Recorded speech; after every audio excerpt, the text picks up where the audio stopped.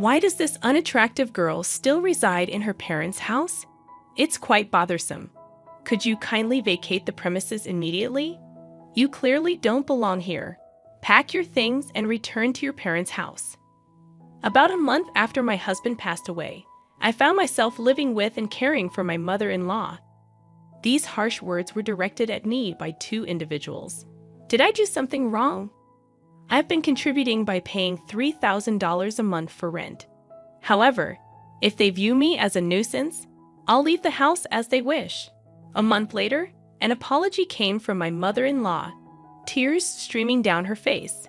But apologies alone won't resolve the issue. I decided to share a surprising fact with her. It had been a year since I married her son, and we have been living in their house. My husband and I shared a love for camping and outdoor activities, quickly bonding and leading to our marriage. Now I was taking care of my mother-in-law, who had been alone since my father-in-law's passing. Her initial animosity turned into gratitude, and we built a genuine parent-child bond. My husband and I had a decent income, and we were giving her $3,000 a month as rent. Despite this, financial troubles arose. My sister-in-law, who didn't live with us, began making frequent demands for money. I intervened when she asked for financial help, suggesting ways to cut expenses instead. My husband, realizing the need for his sister to become more self-reliant, firmly advised her to stop depending on their parents. This created a rift, but my sister-in-law reluctantly changed her behavior regarding money matters. Since my father-in-law's passing, my mother-in-law had been more lenient with money, often granting her children's requests. However, it became apparent that my sister-in-law was exploiting this generosity, demanding larger sums of money. Taking charge of the family's finances, my husband managed the situation. One day, as I went to work, he wasn't feeling well and had gone to the hospital in the morning. At first, I believed it was just a common cold, but during lunch, my husband called, revealing that it wasn't just a cold. They had discovered cancer. The tests indicated that it was quite advanced, and I was told I had approximately a year left to live. His shocking words rendered me speechless, and panic set in as my thoughts froze. After standing still for a while, reality hit me hard, and I rushed to the hospital where my husband was. At that time, my husband still had enough strength to converse normally, but as the treatment continued, his strength diminished. After 6 months, he could hardly talk. 7 months later, struggling to breathe, my husband tried to convey something important to me. The content of his words was surprising and left me in shock.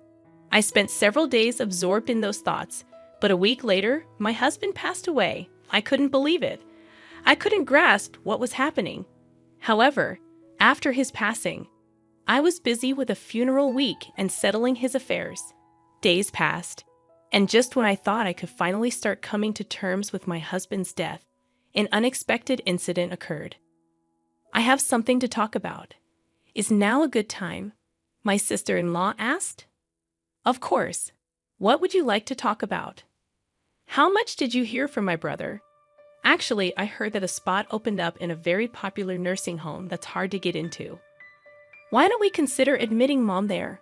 My brother is no longer here, and taking care of that old lady must be a hassle for you, right? My sister-in-law's smirk about this topic made my heart clench.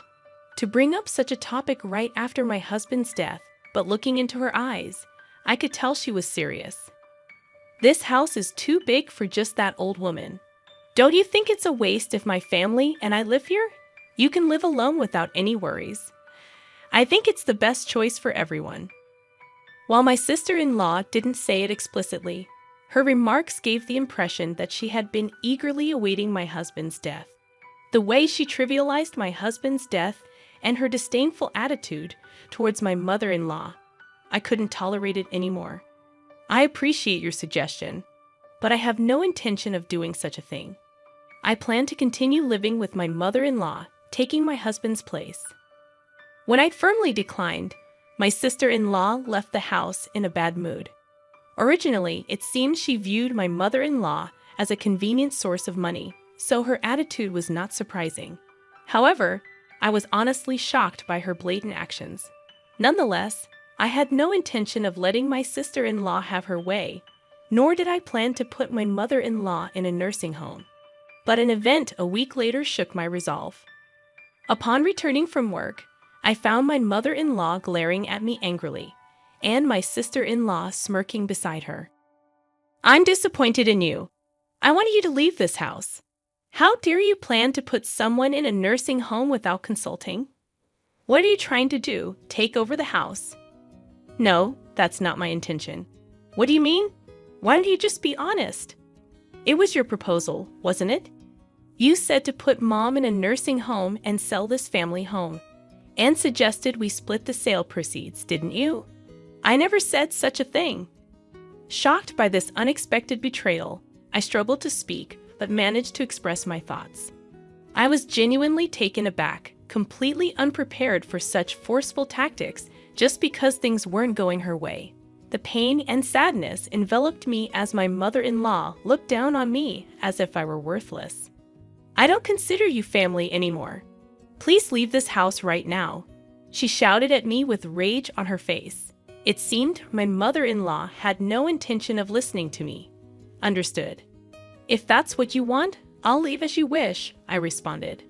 Perhaps my sister-in-law had influenced her, but this was a clear betrayal for me, as I had decided to continue caring for my mother-in-law in place of my husband. I quickly packed my things and decided to return to my parents' home.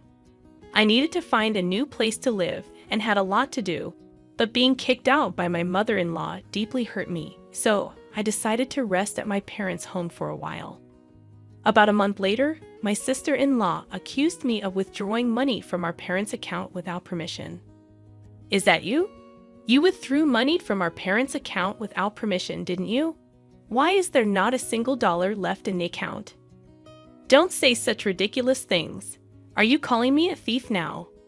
Pretending you don't know. If you keep doing this, I'll get the police involved. Come to our parents' house right now." After saying this, my sister-in-law abruptly hung up the phone. Caught in someone's conspiracy and now being accused of theft, I had had enough. I had anticipated issues with the mortgage of the family home. There must still be several years of mortgage payments left unpaid. Honestly, I didn't have the time or energy to deal with my sister-in-law. I wanted to cut ties, but I had reasons why I couldn't. There was still a truth I had to reveal. With a heavy heart, I immediately headed to my in-laws' home. Just like the day I left, my mother-in-law glared at me, and my sister-in-law was there too, giving me the same look. Did he steal money from the house or withdraw it from the account? I don't know, but give it back quickly. You both were working, right? So, there must be a significant balance, right? What are you talking about? There's nothing left of my father-in-law's inheritance. We've been covering all the living expenses and rent. Do you think the inheritance would cover everything? What, really? My words left my sister-in-law looking at my mother-in-law in surprise. It was clear that there was an understanding between the two.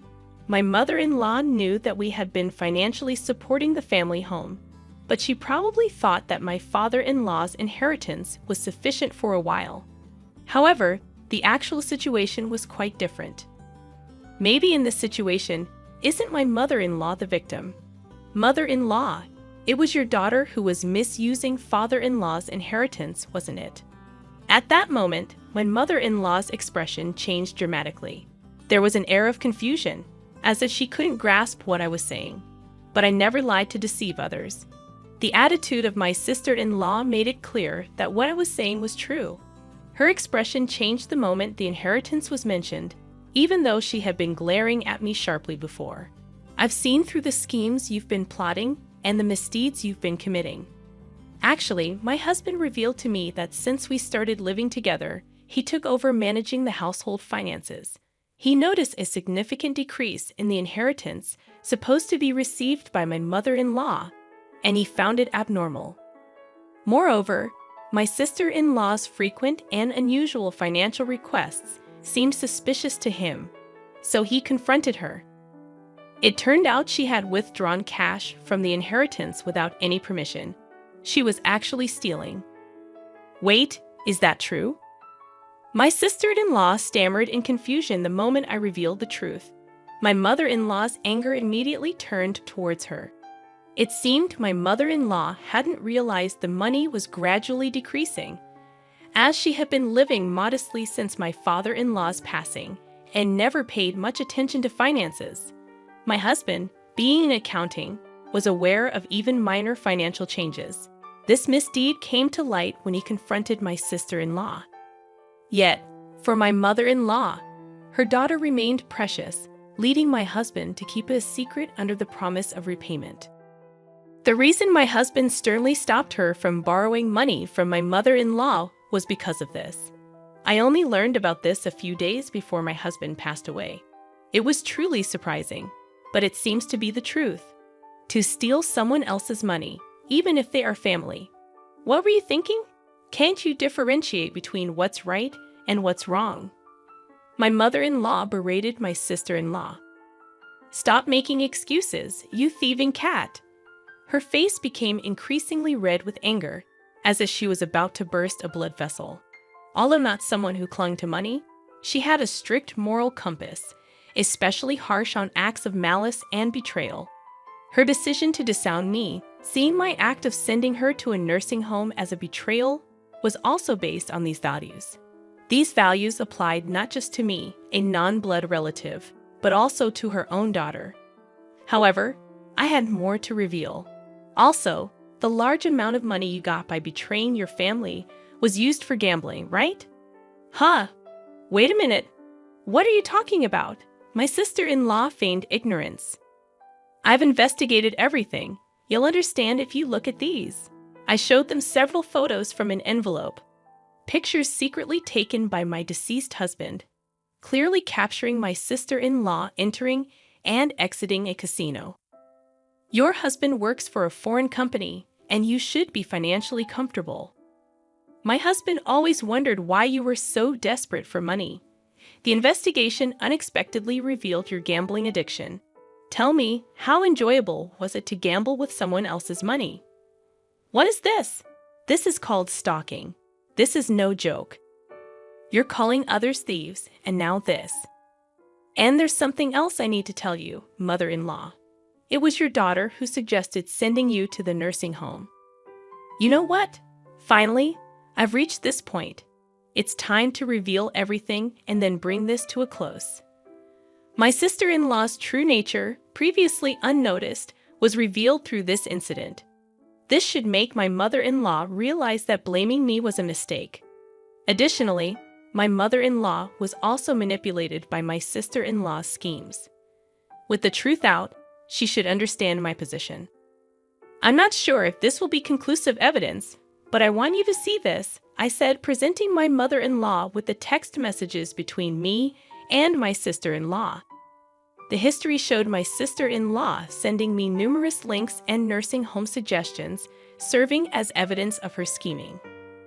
Were you really planning to abandon your own mother? That's not it. It's all a misunderstanding. Please just listen to my side of the story. My sister-in-law pleaded. It seems you plan to kick my mother-in-law out and live here with your family, right? This house isn't that old. It's still perfectly livable. Who was it that was thinking only of themselves, trying to take everything? Can you think about it calmly for a moment? As I spoke, my mother-in-law seemed to grasp the situation. She then looked at me sadly, as if she knew what she did was wrong, and turned her angry voice towards my sister-in-law.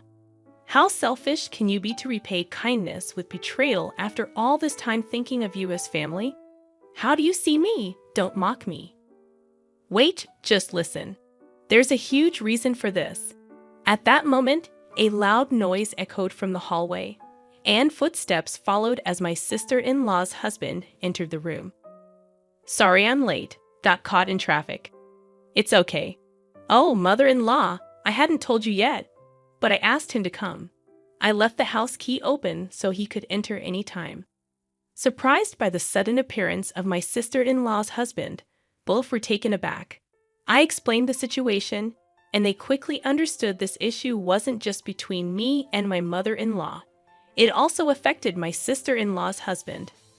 My sister-in-law's husband could easily access his salary and savings, raising further suspicions as she had been embezzling my mother-in-law's money. I had spoken to him in advance and arranged for him to hear the conversation via phone.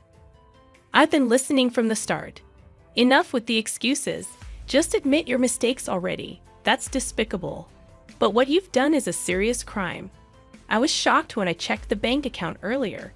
It was a big mistake to let you manage our finances. The atmosphere froze in an eerie silence due to the incredible anger of my sister-in-law's husband. Having said all I wanted to say, I decided not to intervene further and just silently watched my sister-in-law's husband lecture her. His reprimands were so intense that it made me tremble just watching, but I didn't feel bad for her at all. I only thought about ensuring she repays the money, and that she shouldn't assume this would be the end of it. The lecturing continued for a while, and eventually, she knelt down to apologize to both me and my mother-in-law before leaving. According to my sister-in-law's husband, he had left the management of their household finances entirely to her, thinking they were saving and increasing their savings by cutting back on expenses. However, it turned out she was gambling away all the money saved. As her gambling intensified, she eventually incurred debts on her credit cards and began stealing money from my mother-in-law to pay it off. The total amount she owes from various sources is now more than what she has stolen from her husband and mother-in-law. Her husband, upon learning about this, decided to divorce her but plans to make her work to repay the full amount for the money she stole and the child support she misused. Until then, he had no intention of divorcing her and was constantly monitoring her behavior, hoping for her to change herself. It seems tough days are ahead for my sister-in-law. Later, my mother-in-law apologized to me for the misunderstanding, and we still meet for tea about once a month. Now that my husband has passed away, I want to maintain a good relationship with her, the mother who gave birth to him, and support her to the end.